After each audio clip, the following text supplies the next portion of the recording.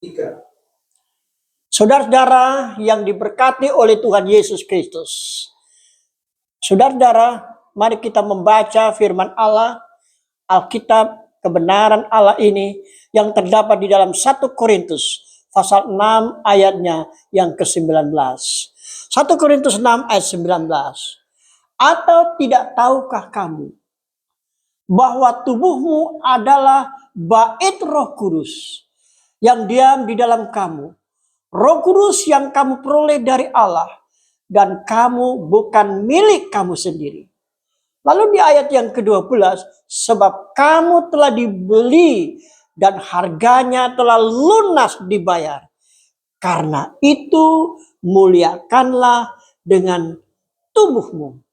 Saudara-saudara yang diberkati oleh Tuhan, bila mana kita memahami dan mengerti ayat ini, maka jelas bahwa sesungguhnya kita harus menjaga tubuh kita agar benar-benar kudus. Karena apa? Karena Yesus telah membeli harganya yang mahal di kayu palang salib. Dalam 1 Korintus pasal 10 ayat 31. Aku menjawab, jika engkau makan, atau jika engkau minum, atau jika engkau melakukan sesuatu yang lain, lakukanlah semuanya itu untuk kemuliaan Allah. Apakah memang Alkitab mengajarkan tentang hal makanan, minuman? Tidak. Tidak. Semua Alkitab menuliskan hal-hal tentang makanan, demikian juga minuman. Mari kita membaca di dalam Amsal pasal 20 ayat yang pertama. Amsal 20 ayat 1. Anggur adalah pencemooh, minuman keras adalah peribut, tidak bijak orang yang terhuyung-huyung karenanya. Ya. Jadi orang-orang muda, sahabatku dimanapun Anda berada, yang suka meminum anggur, ya, maka dia akan terhuyung-huyung, ya. Dan Amsal pasal 23 ayat yang ke-29. Siapa mengaduh, siapa mengeluh, siapa bertengkar, siapa berkeluh kesah, siapa mendapat cedera tanpa sebab, siapa merah matanya. Saudara-saudara yang diberkati oleh Tuhan Yesus Kristus, saya ingin membaca kembali di dalam buku Amsal ini. Ya, saya akan membaca di dalam buku Amsal, ya, bagaimana tentang minuman, makanan yang sering kita lupakan, ya, untuk kita konsumsi. Ya, tadi di dalam Amsal pasal 31. Baik, yang punya Alkitabnya di rumah masing-masing kita baca ayat 31, ya. Amsal 23, maaf ya. Amsal 23, ya, ayatnya yang ke-31. Jangan melihat kepada anggur kalau merah menarik warnanya, ya, dan mengilau dalam cawan yang mengalir masuk dengan nikmat, ya. Tetapi dikatakan, kemudian memangut seperti ular dan menyemburkan bisa seperti beludak. Lalu matamu akan melihat hal-hal yang aneh, ya. Hal-hal yang aneh berkunang-kunang, ya. Tidak ada kata berulang kunang-kunang, tetapi kita bayangkan, ya. Dan hatimu mengucapkan kata-kata yang kacau, ya. Kata-kata kacau. Engkau seperti orang di tengah ombak laut, ya. Seperti orang di atas tiang kapal. Engkau akan berkata, orang memukul aku, tetapi aku tidak merasa sakit. Orang memalu aku, tetapi tidak kurasa. Biarlah aku siuman, ya.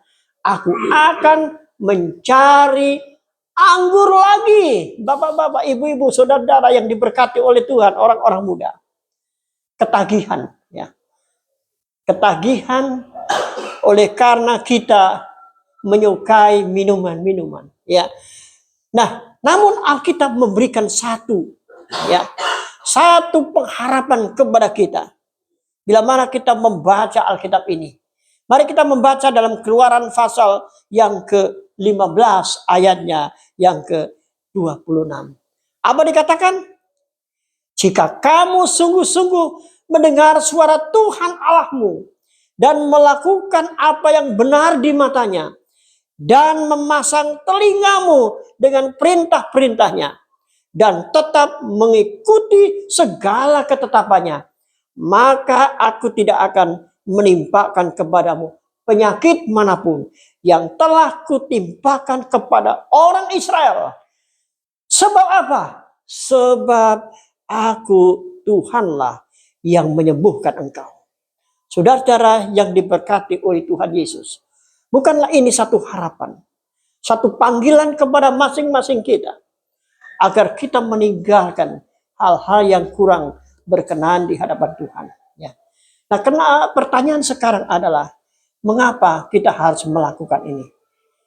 Karena memang ada banyak orang di atas dunia ini tidak memahami dan tidak mengerti akan rencana Tuhan yang terindah. Mengapa dia membuat hukumnya, agar hukumnya tidak dilanggar tetapi ditaati. Sehingga kita memperoleh hal-hal yang menyenangkan, yang membahagiakan, hidup yang sehat. Kenapa orang tidak mau mengikuti? Saudaraku, ada 4 golongan manusia di atas dunia ini. Yang pertama adalah orang yang tidak percaya akan hukum, ya.